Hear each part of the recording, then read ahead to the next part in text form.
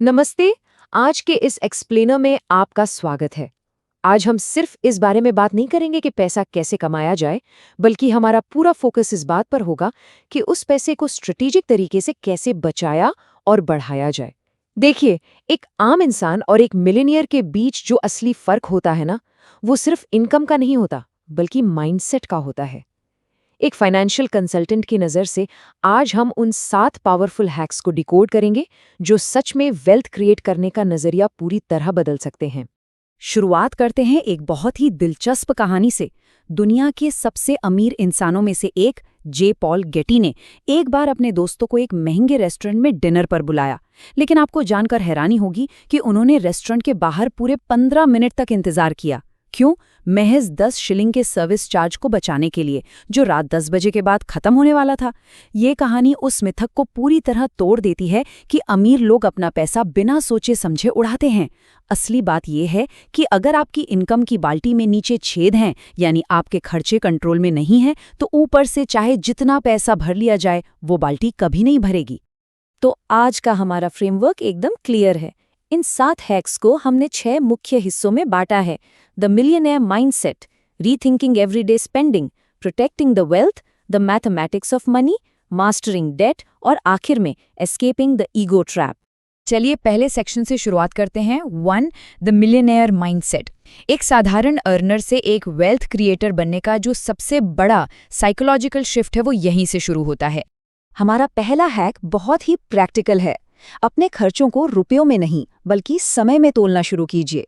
मान लीजिए महीने की कमाई 40,000 रुपये है और महीने में कुल 200 घंटे काम किया जाता है। इसका सीधा सा मतलब है कि 1 घंटे की कीमत हुई 200 रुपये।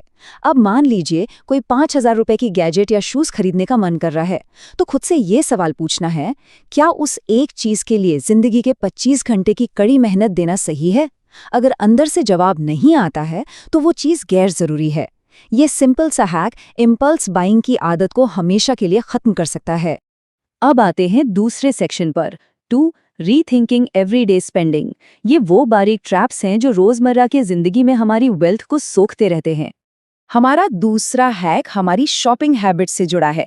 अक्सर होता क्या है कि हम बिना किसी प्लानिंग के शॉपिंग मॉल पहुंच जाते हैं, लेकिन एक्सपर्ट्स का रूल बहुत ही सिंपल और स्ट्रिक्ट है। हमेशा एक शॉपिंग लिस्ट लेकर जाना चाहिए और हो सके तो अकेले जाना चाहिए। एक और कमाल की टिप, कभी भी खाली पेट शॉपिंग नहीं करनी चाहिए। भूख के कारण हम अक्सर जरूरत से ज्यादा ग्रोसरी खरीद लेते हैं। और सबसे बड़ा हैक, अपनी शॉपिंग हमेशा महीने की 25 तारीख के आसपास प्लान करनी चाहिए। 1 तारीख को पैसा जेब से उछल उछल कर बाहर निकलता है, लेकिन 25 तारीख तक हम नेचुरली बहुत सोच समझकर पैसा खर्च करते हैं, है ना? माइंडसेट और हैबिट्स के बाद अब बात करते हैं हार्ड रूल्स की। तीसरा सेक्शन है 3. Protecting the wealth. ये हमारा तीसरा हैक है। देखिए, पैसा बचाना अच्छी बात है, लेकिन इन 3 चीजों में कभी कंजूसी नहीं करनी चाहिए। हेल्थ, एजुकेशन और फूड, ये नॉन नेगोशिएबल खर्चे हैं। सेहत और अच्छे खाने में पैसा बचाने से भविष्य में अस्पताल का महज एक चक्कर पूरी सेविंग्स को एक झटके में साफ कर सकता है। और एजुकेशन, ये एक ऐसा इन्वेस्टमेंट है जो लाइफ टाइम सबसे ज्यादा रिटर्न्स देता है। इन पर किया गया सही खर्च आपको भविष्य के बड़े नुकसानों से बचाता है। इसी प्रोटेक्शन स्ट्रैटेजी का चौथा हैक है टैक्स और इंश्योरेंस। सबसे पहली बात, टैक्स की चोरी कभी नहीं करनी है, बल्कि एक अच्छे सीए के साथ बैठकर लीगल टैक्स प्लानिंग करनी है। इसके साथ ही टर्म लाइफ इंश्योरेंस को समझना बहुत जरूरी है।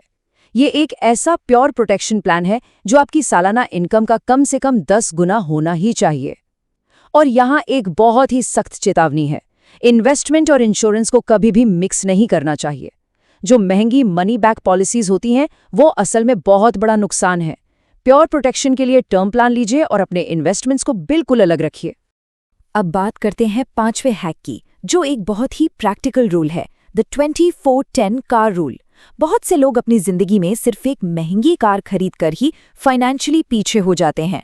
अगर कार लेनी ही है तो ये मैथमेटिकल फॉर्मूला सख्ती से फॉलो करना चाहिए। कार की कीमत का कम से कम 20% डाउन पेमेंट होना चाहिए। लोन 4 साल से ज्यादा का बिल्कुल ना हो और कार की ईएमआई मंथली इनकम के 10% से ज्यादा नहीं होनी चाहिए। साथ ही कार की टोटल कॉस्ट सालाना इनकम के 50% के अंदर होनी चाहिए। अगर आप इस फॉर्मूले में फिट नहीं बैठते तो सच यही है कि वो कार अभी आपके बजट से बाहर है। आगे बढ़ते हैं और इस गेम को लॉन्ग टर्म नजरिए से देखते हैं। 4. The mathematics of money. ये छठा हैक है। जरा इस नंबर पर गौर कीजिए, 2.14 करोड़ रुपए। ये कंपाउंडिंग का असली मैजिक है। क्या कभी किसी ने सोचा है कि रोज की एक 100 रुपए की सिगरेट या बाहर कॉफी पीने की छोटी सी आदत लॉन्ग टर्म में कितना नुकसान कर रही है? अगर वही 100 रुपए रोज यानी साल के करीब 40,000 रुपए 10% कंपाउंडिंग रिटर्न पर 40 साल के लिए इन्वेस्ट किए जाएं, तो वो 2 करोड़ 14 लाख रुपए बन जाते हैं। जी हाँ, सिर्फ एक छोटी सी फालतू आदत छोड़कर लॉन्ग टर्म में वेल्थ क्रिएट की जा सकती है। छोटे खर्चे भविष्य में कितने बड़े बन जाते हैं, ये उसका सीधा प्रूफ है। हमारा 5वां सेक्शन है 5. मास्टरिंग डेप्ट। कर्ज लेने के तरीके में ही एक वेल्थ क्रिएटर और ईएमआई में फंसे इंसान का असली फर्क होता है। 7वां और बहुत ही क्रूशल हैक, गुड डेप्ट और बैड डेप्ट के बीच का फर्क समझना। कर्ज हमेशा बुरा नहीं होता। बैड डेप्ट वो है जो सिर्फ दिखावे के लिए लिया जाता है, जैसे महंगी शादी के कपड़े या किसी लग्जरी वेकेशन के लिए लिया गया पर्सनल लोन। गुड डेप्ट वो है जो आपको पैसा कमा कर दे, जैसे किसी रेंटल प्रॉपर्टी के लिए लिया गया लोन जिसका रेंट उसके इंटरेस्ट से ज्यादा हो। यहाँ एक बहुत ही कड़ा नियम याद रखना है, जो लग्जरी आज कैश में नहीं खरीदी जा सकती, उसे उधार लेकर या कर्ज पर कभी नहीं लेना चाहिए, बिल्कुल नहीं। और अब हम आज के इस एक्सप्लेनर के सबसे अहम हिस्से पर पहुंच गए हैं। 6. Escaping the ego trap. ये वो अल्टीमेट साइकोलॉजिकल रुकावट है जो अच्छों की वेल्थ को बर्बाद कर देती है। एक बहुत ही मशहूर और सटीक कहावत है, लोग अक्सर वो पैसा खर्च करते हैं जो उनका है नहीं, उन चीज़ों को खरीदने के लिए जो उन्हें चाहिए नहीं, ताकि उन लोगों को इम्प्रेस कर सकें जिन्हें वो असल में पसंद तक नहीं करते। यह दिखावे का शौक बंद होना चाहिए।